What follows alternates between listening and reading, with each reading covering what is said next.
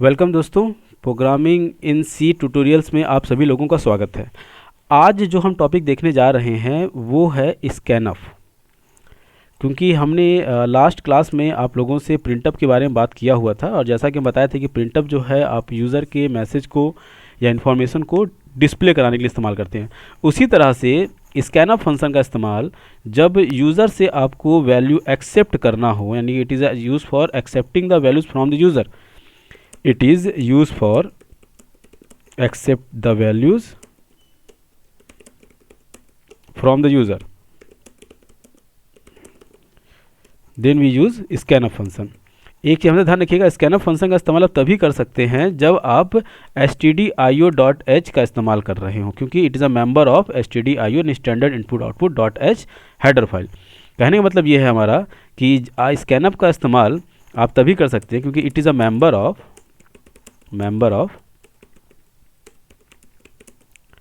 stdio.h header file. तो जब भी आपको प्रिंटअप और स्कैनअप जैसे फंक्शन का इस्तेमाल करना होगा, तो सबसे पहले आप अपने प्रोग्राम में इस प्रिंटअप और स्कैनअप फंक्शन का इस्तेमाल करने के लिए सबसे पहले आपको stdio.h हेडर फाइल का यूज़ करना होगा, तभी आप प्रिंटअप और स्कैनअप फंक्शन का इस्तेमाल कर सकते हैं। चलिए आइए इस पर एग्जाम्पल देखते हैं, और उसके पहले हम देखते हैं कि इसका सिंटैक्स कैसा होता है। अकॉर्डिंग टू अगर हम सिंटैक्स की बात करें तो सबसे पहले हम यूज़ करते हैं स्कैनअप फंक्शन, देन उसके बाद हम लिखते हैं कन्वर्जन स्पेसिफिकेशन, एंड देन उसके बाद हम यूज़ करते हैं %, का इसे पढ़ते हैं %, कॉमा लगाकर %, एंड देन उसके बाद variable name, and now bracket को कर देते हैं close.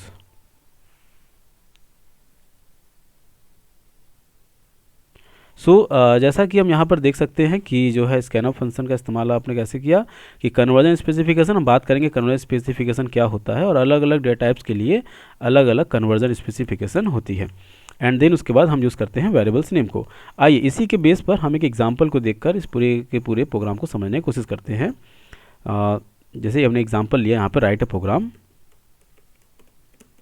Input any 2 integer number and display it, यानी हमें 2 नंबर इनपुट भी करना है और उसको डिस्प्ले भी कराना है। तो चलिए, जैसा कि सी की प्रोग्राम की स्टार्टिंग ऑलवेज हैज़ इंक्लूड से करते हैं, इसको आप रट भी लीजिए, या फिर आप समझना है तो इसमें चैनल के वीडियो पे जाइए, वहाँ पर इसको एक्सप्लेन किया गया है। इसको कहते हैं preprocessor directive. Hash include is known as preprocessor directive. So stdio.h then void main, ये हर प्रोग्राम में यूज़ करेंगे आप। देन उसके बाद क्योंकि हमें कितने टाइप के नंबर लेने हैं, 2, और किस टाइप के हैं ये, इंटीजर टाइप के। फिर समझिए, 2 नंबर लेने हैं इंटीजर टाइप के। तो अब हम डिक्लेयर करेंगे अपने वेरिएबल्स को, तो इंटीजर यहाँ पे डेटा टाइप डिक्लेयर कर लिया, और अब a, b, अगर 3 नंबर लेना होता तो a, b, c, उससे 4 नंबर लेना होता तो a, b, c, d। तो जितने नंबर आप इनपुट करना होता उसके लिए सबसे पहले आपको वेरिएबल डिक्लेयर करना, क्योंकि हम यहाँ 2 नंबर इनपुट कर रहे हैं, तो इसलिए हमने a, b लिया, एंड लास्ट में सेमीकोलन लगाते हैं फॉर इंड लाइन। अब हमने यहाँ पर पहले नंबर को इनपुट करना चाहा तो हमने यूज़ किया स्कैनफ डबल इन्वर्टेड। अब जैसा कि इंटीजर है, और आप ऊपर चार्ट में देख सकते हो कि इंटीजर के लिए हमने यहाँ पे इस्तेमाल किया है %d का। देखिए यहाँ पर जहाँ हमारा कर्सर जा रहा है, इंटीजर के लिए हमने इस्तेमाल किया है %d का। तो यहाँ पर आप यूज़ करोगे %d, और ये डबल इन्वर्टेड क्लोज हो गया। देन उसके बाद आपको यूज़ करना होगा %, जिसे हम लोग एड्रेस ऑपरेटर भी कहते हैं। तो इसको फर्दर हम लोग एक्सप्लेन करेंगे कि what the role of address operator. But यहाँ पर आप ये समझिए कि आपको अगर ए पे इनपुट करना था तो आपने %d, यानी इंटीजर के लिए आपने कन्वर्जन स्पेसिफिकेशन %d लिखा, एंड देन उसके बाद %, के साथ ए लगाकर ब्रैकेट क्लोज करके सेमीकोलन। अब उसी तरह आपको बी पे इनपुट करना है तो आपने स्कैनअप लिखा, और डबल इन्वर्टेड के अंदर फिर बी के लिए, क्योंकि बी भी जो है टाइप ऑफ इंटीजर है, तो इंटीजर के लिए बताया भी %d लिखते हैं, एंड इसके बाद कॉमा %b, एंड देन उसके बाद आपको प्रिंट भी कराना है। तो प्रिंट कराने के लिए, यानी डिस्प्ले कराने के लिए हम प्रिंटअप का इस्तेमाल करेंगे, और इस बार हम एक मैसेज के साथ वैल्यू प्रिंट कराएंगे कि first value is equal to, क्योंकि इंटीजर प्रिंट करा रहे हैं तो इसलिए यहाँ पर हम %d लगाते हैं, और किसकी वैल्यू प्रिंट करानी है, a की करानी है, तो हमने यहाँ पर a लिख दिया। उसी तरह से b को प्रिंट कराने के लिए हम यहाँ लिखते हैं सेकेंड वैल्यू, यानी दूसरी वैल्यू, फिर क्योंकि b भी हमारी जो है इंटीजर टाइप है तो %d लगाएंगे, और यहाँ पर लिख देंगे b, एंड देन उसके बाद फिर हम यहाँ पर कर्ली ब्रैकेट कर देंगे क्लोज। आइए इस प्रोग्राम को रन करा के चेक करते हैं और देखते हैं हमारी आउटपुट क्या मिल रही है। तो चलिए हम चलते हैं अपने कंपाइलर की तरफ। तो हमने यहाँ पर एक कंपाइलर खोला हुआ है, ये ऑनलाइन कंपाइलर है, आप किसी भी कंपाइलर से इस प्रोग्राम को रन करा सकते हैं। तो हमने यहाँ पर उसी कोड को कॉपी पेस्ट किया है और आप देख सकते हो कि हमने कोई भी अलग से नहीं लिखा है। देन उसके बाद अब यहाँ पर इसको रन कराकर चेक कर सकते हैं। और यहाँ पर हमने यूज़र्स वैल्यू लिया 49 एंड 80, या कोई भी नंबर आप जो चाहे इनपुट कर सकते हैं। और आप यहाँ देख सकते हैं कि फर्स्ट वैल्यू आपकी आगे 49 और सेकंड वैल्यू आगे 80, क्योंकि ये एक ही लाइन में आ रहा है। तो अगर लाइन को चेंज करना हो तो हमने बताया था प्रीवियस क्लास में, जाके देख सकते हैं प्रिंटअप वाले जो है लेक्चर में, वहाँ हमने स्लैशन लेना सिखाया था। तो आपने स्लैशन ले लिया फॉर न्यू लाइन और देर उसके बाद फिर आपने रन कराया। और इस बार जो है आप कोई वैल्यू देते हैं जैसे 50 और 100। तो आप देख सकते हो कि यहाँ पर first value 50 and second value 100 आपको यहाँ पर लिखकर आ रही है। ठीक है दोस्तों, तो अब इसी में अब प्रोग्राम को थोड़ा सा और आगे बढ़ाते हैं। और अगर फिर हमने एक छोटा सा प्रोग्राम आप लोग के लिए और दिया।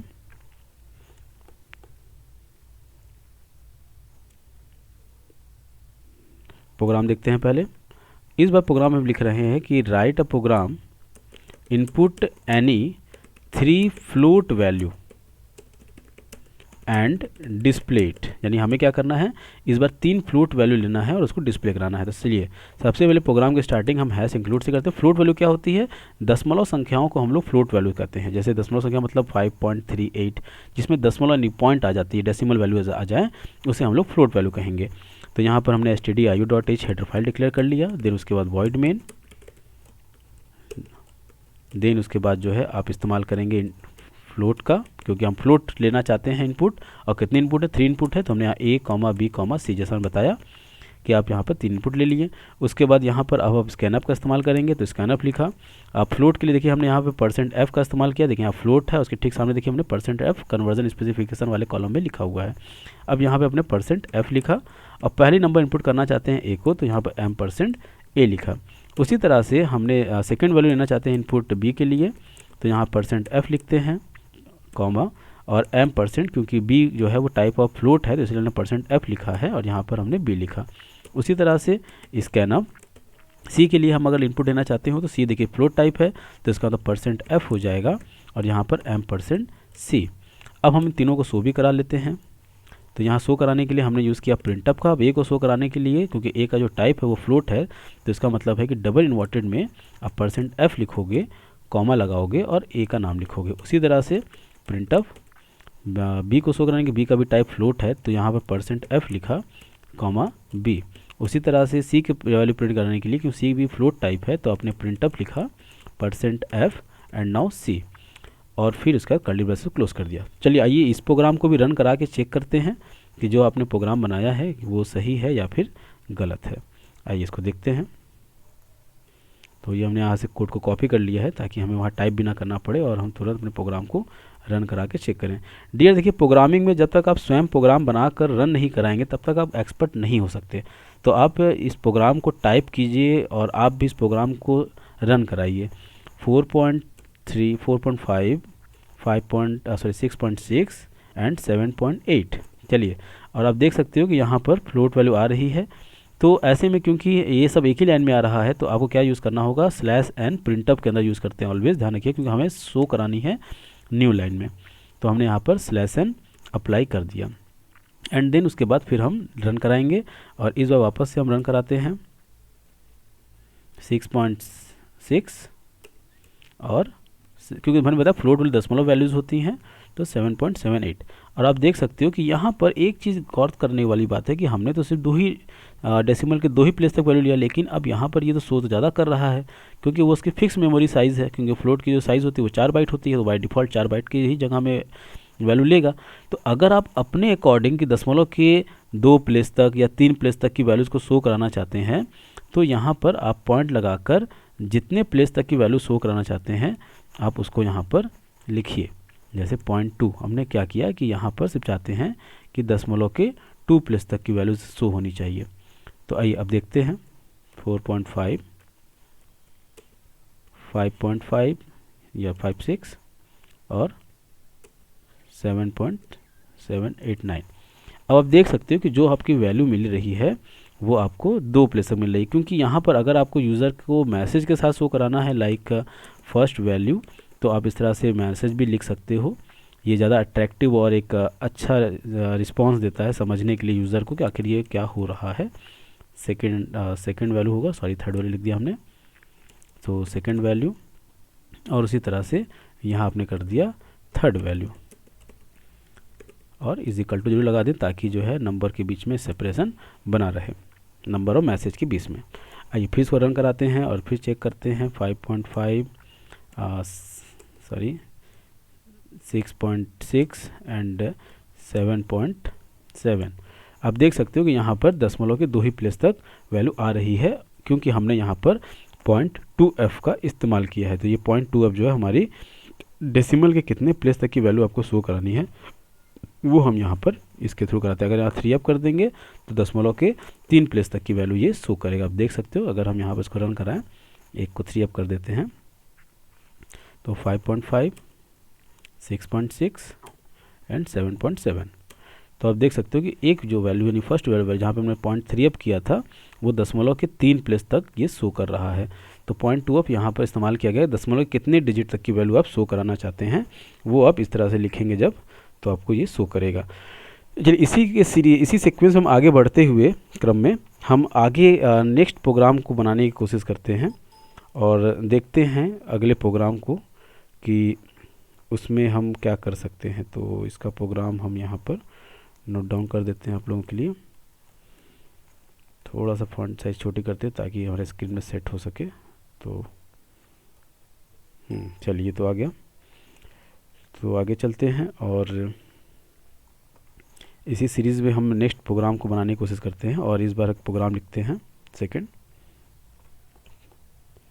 ताकि जो हमारा प्रोग्राम है वो और भी हमको समझ में आए और इनपुट लेने का तरीका हमें समझाए। क्योंकि डी जब तक आपको इनपुट लेना नहीं आएगा तब तक आप प्रोग्राम नहीं बना सकते हो। तो हमने लिखा right a program input single character. अब हम यहाँ सिंगल करेक्टर इनपुट करना चाहते हैं एंड डिस्प्ले इट, और उसको हम शो कराना चाहते हैं।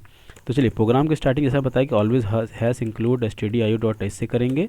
देन उसके बाद वॉइड में लिखा आपने, एंड देन उसके बाद आपने यहाँ पर सबसे पहले डिक्लेयर किया कैर, और हमने कोई भी वेरिएबल डेट नाम ले लिया, लाइक हमने ए ही ले लिया। चलिए, एंड नाउ उसके बाद अब हम यूज़ करते हैं printf and please input, not printf sorry. अब यहाँ पे हम यूज़ करेंगे स्कैनअप का, तो स्कैनअप हो गया। और यहाँ पे %c इस्तेमाल करेंगे क्योंकि कैरेक्टर के लिए आप देख सकते हो कि हमने लास्ट में बिल्कुल %c लिखा हुआ है, इसका कन्वर्जन स्पेसिफिकेशन, एंड कॉमा लगाया, फिर m% हमने a दे दिया। अब इसको हमें शो भी कराना है तो हमने यहाँ यूज़ किया प्रिंटअप %c और कॉमा लगा के जिसमें वैल्यू हमने शो करा इनपुट कराई थी उसी का नाम ले लेंगे a, और फिर हमने कर्ली ब्रेसेस क्लोज कर दिया। अब साथ में मैसेज भी शो कर देते हैं कि योर कैरेक्टर इज़, ये हमने एक मैसेज दे दिया ताकि यूज़र को समझने में आसानी हो। आइए इस प्रोग्राम को भी रन करा के चेक करते हैं और देखते हैं कि क्या हमारे सामने आउटपुट आ रहा है। तो इसको हमने हटा दिया और कोड हम आपको दे नहीं रहे हैं। कारण ये है कि आप इसको वीडियो को देखिए और अपने कॉपी पे नोट कीजिए और फिर उसको रन कराइए लिखकर, ताकि इससे प्रैक्टिस होगा लिखने की भी। और नहीं तो मैं आपको कोड दे दूंगा तो फिर क्या होगा कि आप जो है तुरंत उसको जो है कॉपी पेस्ट कर लेंगे। देखिए यहाँ सेमी डबल इन्वर्टेड मिस हो गया, इसीलिए जो है ये एरर आ गया। तो जैसा हम बता रहे थे कि आप लोगों को अगर हम कोड दे देंगे तो आप उसको टाइप नहीं करोगे, मतलब लिखोगे नहीं, और लिखोगे नहीं तो आपको दिमाग में नहीं आएगा, और उसको ऐसा जब कॉपी पेस्ट कर दोगे तो इसलिए जो है दिक्कत हो जाएगी। तो मैं इनपुट किया y को और आपके सामने देखिए रिजल्ट आ गया जो करेक्टर इज़ y। ठीक है डियर, तो आई होप यहाँ तक आप सभी लोगों को ये वीडियो समझ में आया होगा। और अगर आपको ये वीडियो यहाँ तक अगर आप बने हुए हैं इस वीडियो पर, तो मुझे उम्मीद है कि आपको ये वीडियो अच्छी लगी होगी। और क्योंकि इसी तरह की छोटे छोटे प्रोग्राम्स को हम बनाते हुए आगे बढ़ते चलेंगे और आने वाले समय में इसी चैनल पर हम बहुत अच्छे अच्छे बड़े बड़े प्रोग्राम को भी देखेंगे, बट धीरे धीरे चलेंगे क्योंकि प्रोग्रामिंग है तो अपने लॉजिक को भी बनाते चलना है और अच्छे से बनाना है ताकि जो है हम अच्छे प्रोग्राम को बनाना सीख सकें।